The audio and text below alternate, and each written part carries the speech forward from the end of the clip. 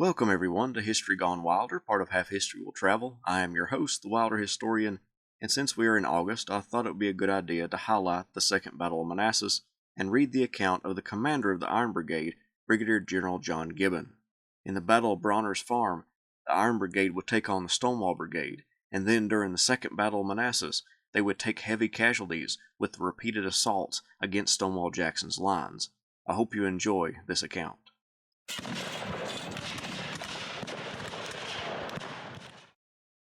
At a little pool of water near the turnpike, General King was seated with some of his staff eating lunch.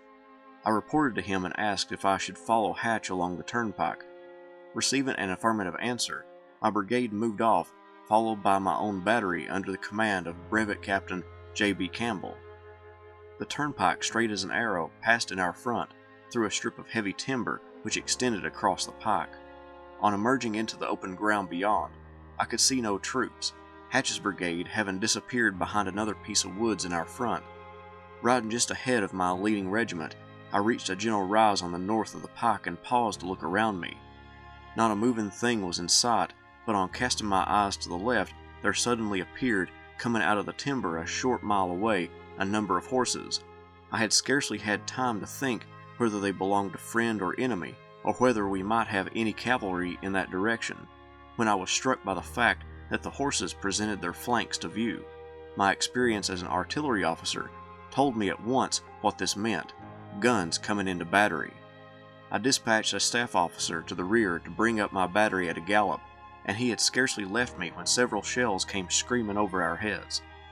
There was no longer any question of our being in the presence of an enemy. The battery was located within a short distance of the very place where only a little while before Hatch's brigade had been in position. Campbell's pieces came up on the gallop, the fences along the pike being torn down to let them pass into the field. With the shells bursting about them, they were placed in position and began to reply rapidly from the knoll where I had first caught sight of the enemy's guns. Never was there more a complete surprise, and from troops too, which had been in that vicinity since early morning, and with which some of our troops had been in conflict only a few hours before. As soon as our guns opened fire, I moved off to the left in front of the battery in the woods to witness the effect of the fire. While in this position, I heard off to the left, in the direction of the Douglas house, the sound of a cannon which I supposed to be firing towards the rear of our column. Still unaware of the proximity of any of the enemy's infantry, I sent hastily back to the turnpike in order to bring up one of my regiments, and then started through the woods to meet it. In the timber I met the 2nd Wisconsin, and conducted it by a wood road through the timber to the open ground beyond, explaining to Colonel O'Connor as we rode along what I wanted him to do. Outside of the wood, the regiment was formed into line and silently moved up the gentle slope in front. As soon as it reached the brow of the hill, a few shots were fired. A line of skirmishers was quickly thrown forward, the enemy skirmishers driven in, and the regiment advanced to the plateau beyond. As the picket firing opened, the guns, which up to this time had continued to fire, became silent, and the 2nd Wisconsin had not advanced much farther before a very heavy musketry fire was opened upon it. It at once replied vigorously, and finding that the regiment had become badly involved, I ordered the rest of the brigade rapidly up to its support. They moved up and promptly formed in line with the 2nd Wisconsin, the 19th Indiana on its left, the 7th Wisconsin on its right, while the 6th Wisconsin took position still farther to the right, and then for over an hour the most terrific musketry I ever listened to rolled along those two lines of battle. It was a regular stand-up fight, during which neither side yielded a foot. My command exhibited in the highest degree the effects of discipline and drill, officers and men standing up to their work like old soldiers. Going over the ground the following year, I could plainly trace out the line of battle they had occupied by the half-buried bodies in the cartridge papers. The left of my line rested at the Douglas house, and from that point, as darkness came on, I could see the enemy's line extending far to my left. Should the enemy get possession of this house, the yard full of trees, he would entirely flank my line and enfilade it. As the darkness increased and the fire on both sides slackened, I gave orders to the left of the 19th Indiana to fall back obliquely to the rear so as to protect the flank. To do this, the men ceased firing, and before we had formed into position, the enemy threw forward some men into the yard of the Douglas house, and in the darkness opened fire upon us. Here some confusion took place, but the men rapidly responded to the voices of their officers and formed line again on the edge of the woods behind them, and everything except the groans of the wounded quieted down. The fight was over.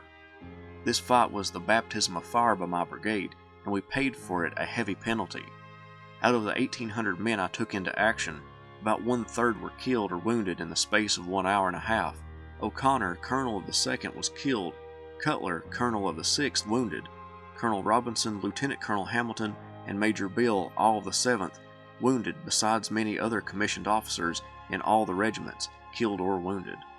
I was exceedingly proud of the way my command had behaved in the presence of what was evidently a much superior force, but this feeling was saddened by my very heavy losses, which were rendered apparent when the regiments were collected that night. On August 30th, Gibbon and his Iron Brigade would take part in the Second Battle of Bull Run. The following is his account of that engagement. The underbrush was thick and impassable for horses, so all mounted officers had to go on foot, leaving their horses behind, and it was with difficulty that any alignment could be preserved. Bullets came thick from the front, and very soon shells were bursting among us, coming from the left.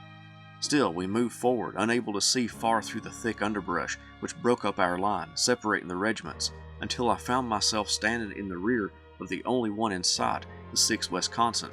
Men were falling thick and fast, and neither enemy nor friend, except those immediately about me, were to be seen. The fire slackened, and rumor came that our troops had been repulsed and were falling back. I waited for orders, and then receiving positive information that all other troops had retired, I withdrew from the woods. On reaching the open ground, I found my brigade quartermaster, Captain Mason, waiting with my horse. The faithful officer, in his search for me, had run into the enemy's advancing picket line on our left and had received a bullet in the hip. He confirmed the statement that all our troops had gone to the rear. I mounted my horse through a line of pickets to the rear and marched in line of battle to the hill behind us, where several batteries were in position, my own amongst the number, and the other regiments of the brigade close by. When Longstreet's forces attacked the Union Army of Virginia, the Federal lines crumbled, and the commanding general ordered a general retreat. Gibbon and the Iron Brigade were ordered to act as the rear guard. While waiting in position, I heard someone inquire in a short, quick tone, "Whose command is this?" And turning to look, I recognized General Phil Kearny. I walked up to him and told him I was directed to act as a rear guard. He was a soldierly-looking figure as he sat, straight as an arrow, on his horse, his empty sleeve pinned to his breast. Turning towards me, he said in his curt way, "You must wait for my command, sir." "Yes," I replied. "I will wait for all our troops to pass to the rear. Where is your command, General?" "Off to the left. Don't you hear my guns?" "You must wait for Reno, too." "Where is he?" "On the left. You hear his guns?" "He is keeping up the fight, and I am doing all I can to help." Then, in a short, bitter tone, he broke out with, "I suppose you appreciate the condition of affairs here, sir." I did not understand the remark and only looked inquiringly at him. He repeated, "I suppose you appreciate the condition of affairs. It's another Bull Run, sir. It's another Bull Run." "Oh," I said, "I hope not quite as bad as that, General." "Perhaps not. Reno is keeping up the fight. He is not stampeded.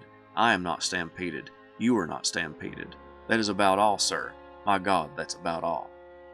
On reaching the stone bridge over Bull Run, I began to realize the truth of what Kearny had said, that it was a second Bull Run. Overturned wagons were lying alongside the road, and from their contents my hungry men eagerly supplied themselves with the much-needed hard bread. Crossing the bridge, we formed on the other side, the road being blocked up with a mingled mass of stragglers, wagons, artillery, ambulances, and wounded, some of whom were in hand litters as they had left the field. For the Iron Brigade's baptism of fire, it was a stellar outing for the men from the Midwest. They went toe-to-toe with the Stonewall Brigade, took part in the main assaults against Stonewall Jackson's line behind an unfinished railroad cut, and was cohesive enough at the end of the battle to become the rear guard of the Army. Although it would not get the nickname Iron Brigade until the next month, they proved their nickname true at the Second Battle of Manassas.